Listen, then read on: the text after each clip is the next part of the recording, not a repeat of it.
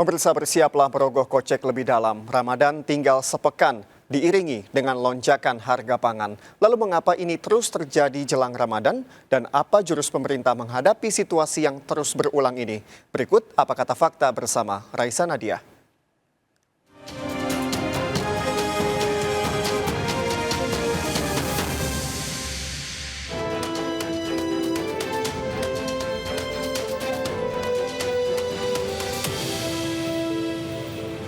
Harga bahan pokok di sejumlah pasar tradisional terus merangkak naik. Bak keniscayaan setiap menjelang bulan Ramadan, harga sembako selalu naik dan bahkan terus melonjak hingga Hari Raya Idul Fitri. Lalu apa kata fakta? Di Jakarta seperti di Pasar Selipi tempat saya berada, kini harga cabai rawit makin pedas, menembus Rp100.000 per kilogramnya. Harga cabai lain juga ikut terus merangkak naik. Harga lain yang meroket adalah daging sapi. Dari yang biasanya Rp120 hingga Rp130.000 per kilogram, sekarang naik hingga Rp140 bahkan Rp150.000 per kilogram. Harga telur ayam juga naik mencapai Rp29.000 per kilogram. Bahkan harga minyak goreng kemasan yang seharusnya stabil dijual sesuai dengan harga eceran tertinggi, kini lebih dari itu yakni mencapai Rp15.000 per liter.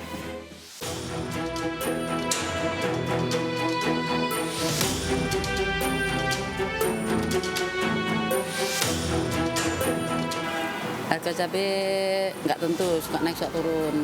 Kalau ini sekarang sih masih agak stabil ya, naik-naik dikit. Biasanya berapa jadi berapa nih? Biasanya Rp40.000, tapi pernah 70, pernah 60. Sekarang cabai keriting 55. Kalau rawit merah masih 80. Kalau yang beli tetap beli, tapi biasanya yang beli sekilo, belinya ntar setengah kilo, 3/4, tetap beli.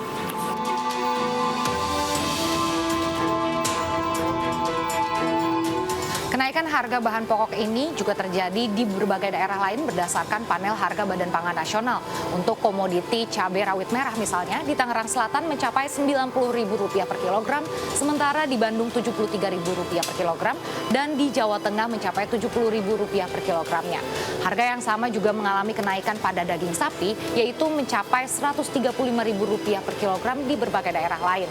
Lalu selain itu juga ada harga telur yang mengalami kenaikan hingga Rp28.000 per kilogram.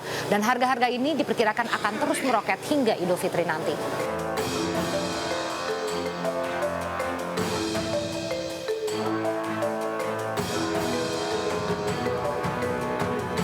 Ya Pak, ini kan setiap menjelang bulan Ramadan nih harga bahan pokok tuh selalu naik. Ini memang ada kaitannya dengan ketersediaan bahan pangan kita atau gimana sih?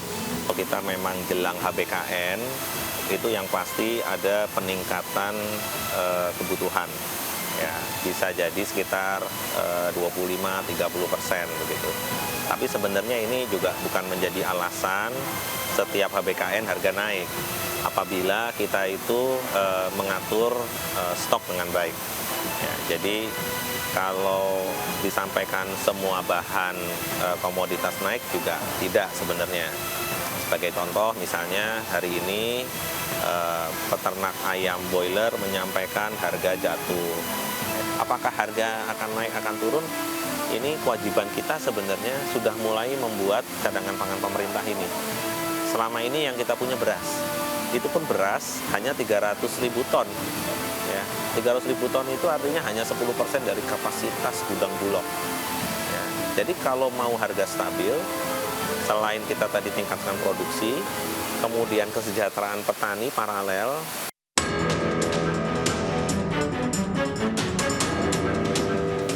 Lalu mengapa harga bahan pokok selalu naik jelang Ramadan? Ada beberapa faktor. Yang pertama, ketidakseimbangan antara permintaan dan juga penawaran, di mana konsumsi meningkat namun tidak diiringi dengan tambahan pasokan. Lalu yang kedua, panjangnya rantai distribusi sembako sehingga beban ongkos lebih besar, apalagi yang jauh dari produsen. Lalu yang ketiga, terjadi inflasi pada saat Ramadan. Dan yang terakhir, tidak dapat dipungkiri, masih banyak pihak-pihak yang tidak bertanggung jawab yang ingin meraup keuntungan lebih dengan menimbun lalu menjualnya kembali pada saat persediaan pasar menipis dengan harga tinggi.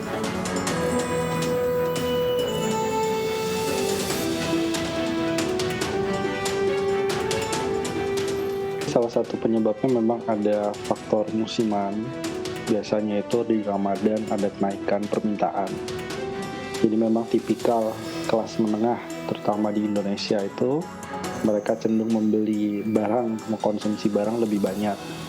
Nanti pada saat Idul Fitri, Lebaran, biasanya ada acara di kampung, ada kemudian selebrasi, dan itu biasanya permintaan naik, sehingga harga kebutuhan pokok naik. Tapi di sisi yang lain, karena ada permintaan yang naik, harusnya diiringi dengan pasokan yang naik juga, tetapi banyak kasus, dan ini menjadi fenomena setiap Ramadan, naiknya permintaan tidak dibarengi dengan naiknya dari sisi pasokan. Dari rantai distribusi pangan di Indonesia ini panjang, bisa sampai 7 tangan atau 7 titik. Sehingga mereka memanfaatkan momentum Ramadan untuk menumpuk, misalnya ya ada oknum pedagang yang nakal yang menumpuk sembako dan kemudian baru menjualnya pada waktu puncak Ramadan, dan itu mendapatkan keuntungan dari hasil spekulasi.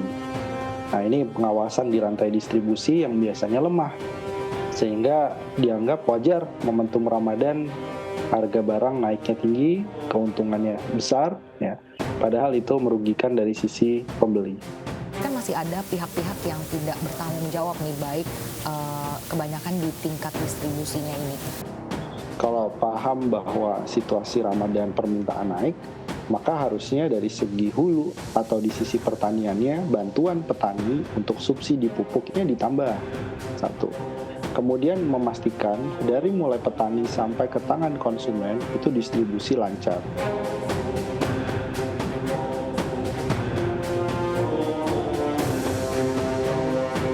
Dalam menangani kenaikan harga sembako jelang Ramadan, pemerintah pun menyalurkan bansos Ramadan.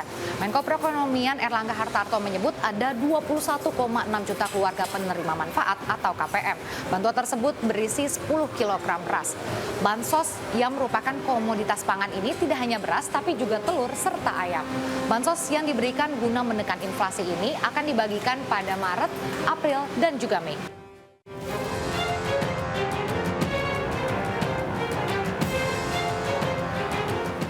Salah satu antisipasi yang dilakukan oleh pemerintah itu kan memberikan bansos. Apakah langkah ini sebenarnya sudah tepat, Pak, untuk dilakukan?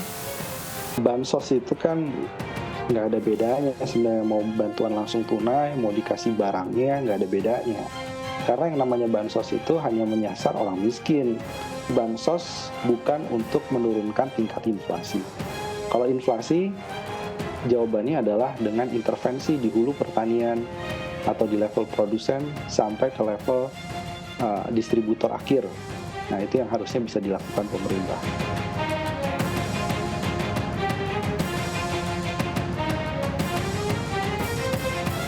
Apakah nanti akan ada tambahan pasokan untuk komoditas tertentu yang memang harganya tinggi, atau tetap mengikuti cadangan yang sudah dihitung sebelumnya, Pak? Apa strategi yang dilakukan?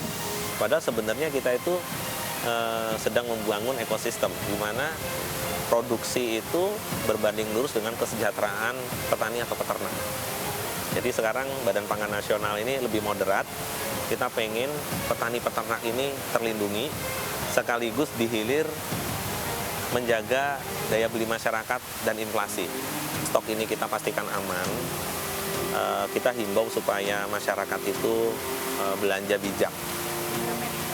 Ya, karena gini, kalau biasanya kita beli 5 kilo atau 10 kilo, kemudian beli 50 kilo atau 30 kilo, 2-3 kali lipat, itu artinya kebutuhan masyarakat yang lain itu juga akan kurang.